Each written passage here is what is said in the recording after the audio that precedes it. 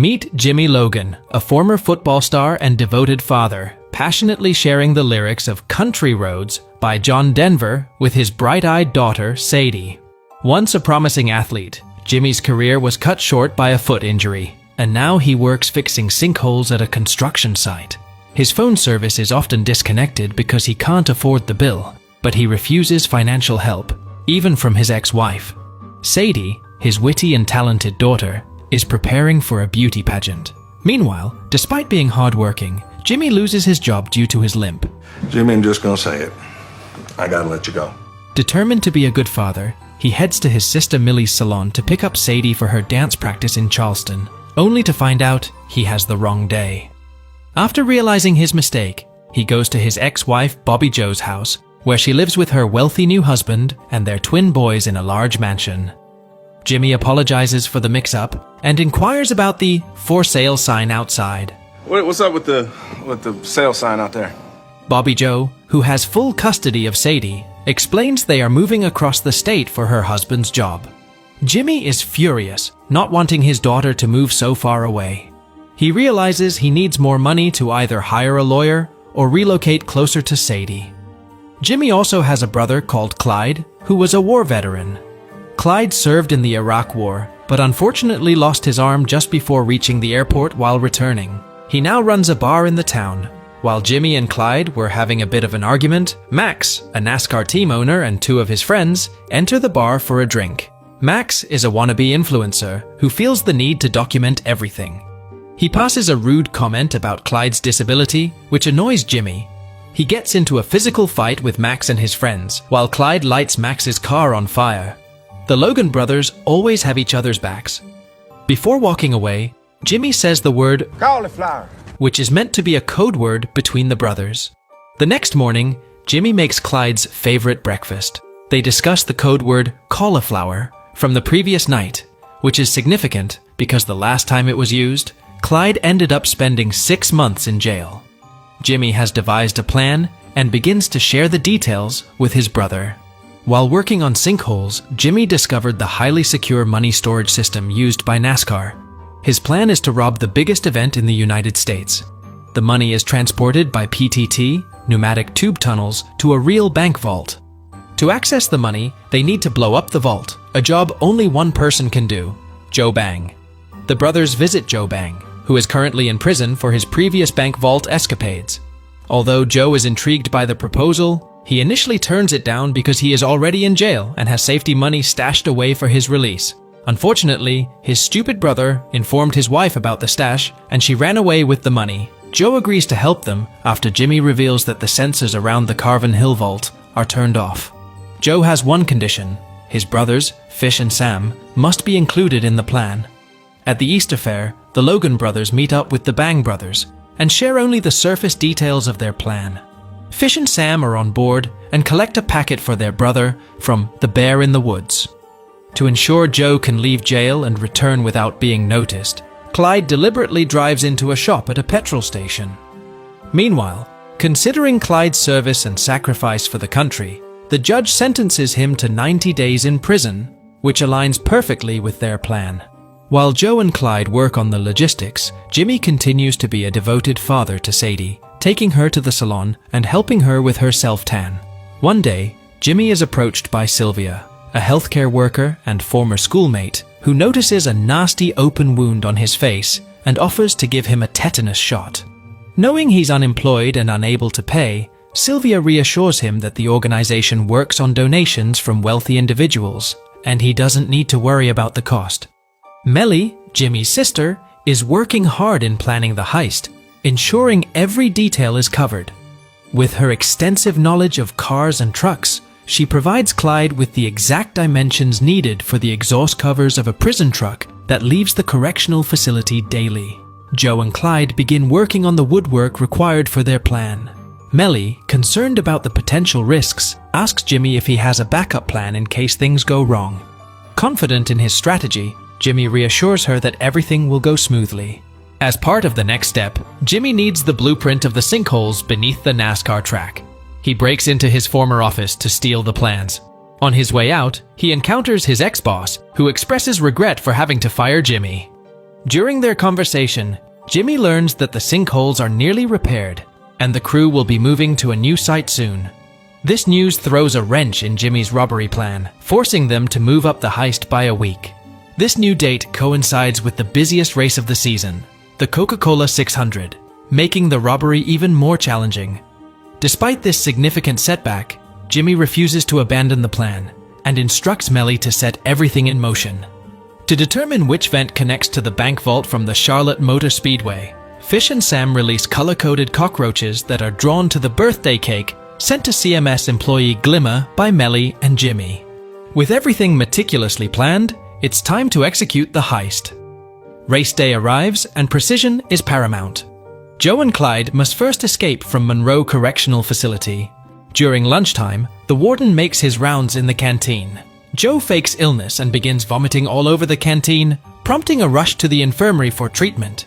He is hooked up to IVs for hydration, and the fluids quickly give him an urgent need to use the restroom.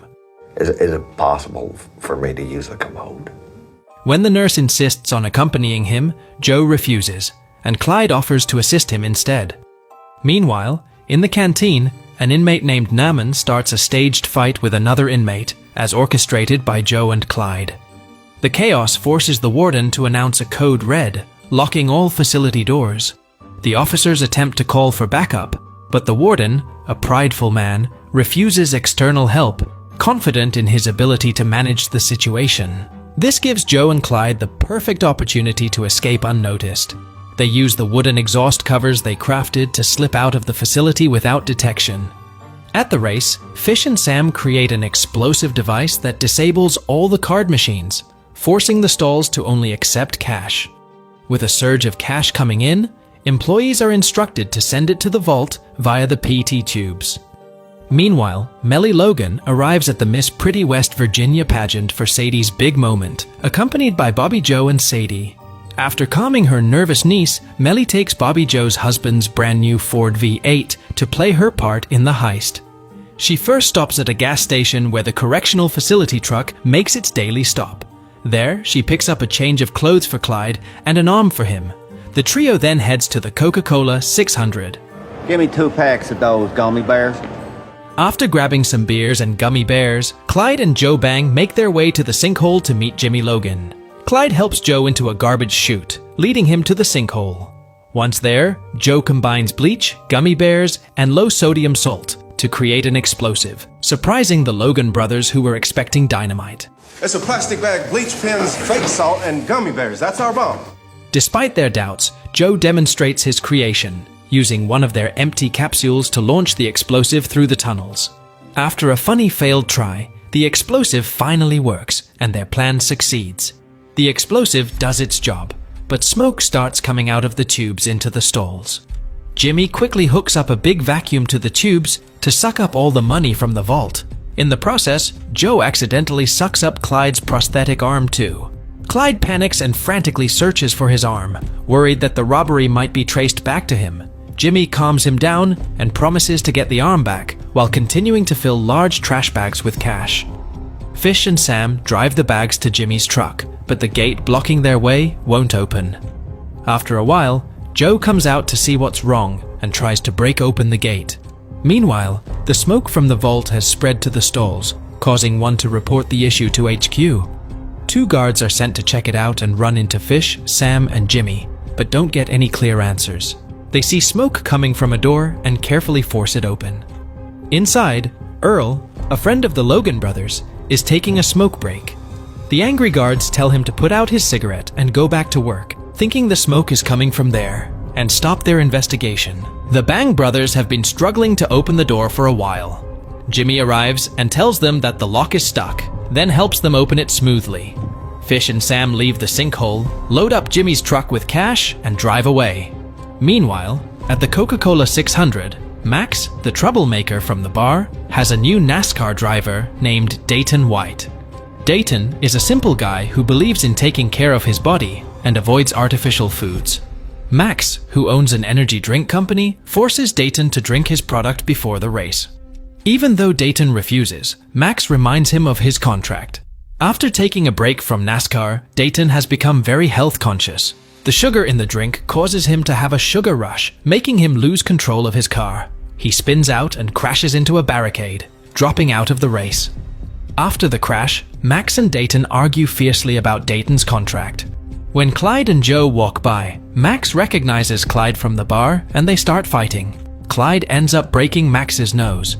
Meanwhile, Jimmy sneaks out of the race arena after taking off his cap and jacket. He makes sure the money is safe in his truck.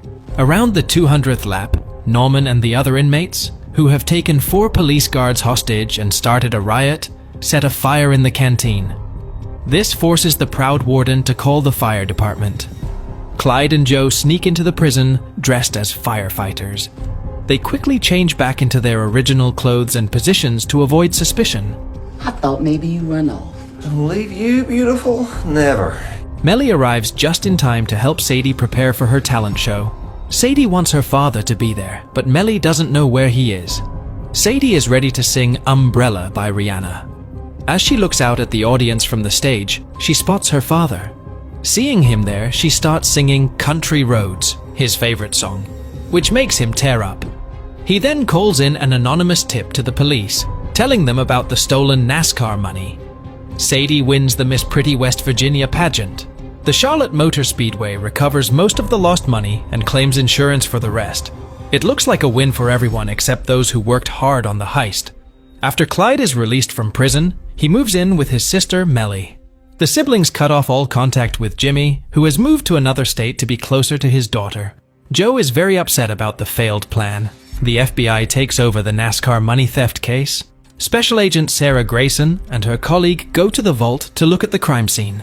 Max contacts her, saying he saw Clyde and Joe on the day of the race. Although Max might be right, Grayson dismisses his claims, thinking it's just personal revenge. She spends 6 months trying to figure out who did the heist, but finds no clues because the truck used was stolen. She suspects the Logan brothers, but they have strong alibis. Finally, CMS tells Grayson to stop working on the case and to let it go. Soon after the FBI drops the case, everyone involved in the heist, from Norman to Glima to Joe, gets a big payout. Sylvia receives an envelope full of cash as a donation for her medical facility. She recognizes it as a gift from Jimmy because of the band-aid used to seal the envelope, and they start dating soon after. The Logan brothers, Melly, Sylvia, and Joe, are seen hanging out at Clyde's bar. Jimmy and Clyde talk about their plan, which moved a large amount of cash to a safe place while reporting the rest to the police. Melly had sneaked into the sinkhole while the Bang brothers were struggling with the gate. Jimmy had put a lock on the gate to keep them busy. Melly put the cash bags into a garbage disposal system, and Earl drove the truck to the dumping grounds. Jimmy's phone service was active because the FBI was tapping his phone, even though he hadn't paid his bill. When his service was cut off, he went to the disposal site to get the cash. As the gang enjoys drinks and laughs, Special Agent Grayson watches from a distance and tries to flirt with Clyde to get closer. She is sure of her suspicions and decides to stay a bit longer. They end the movie.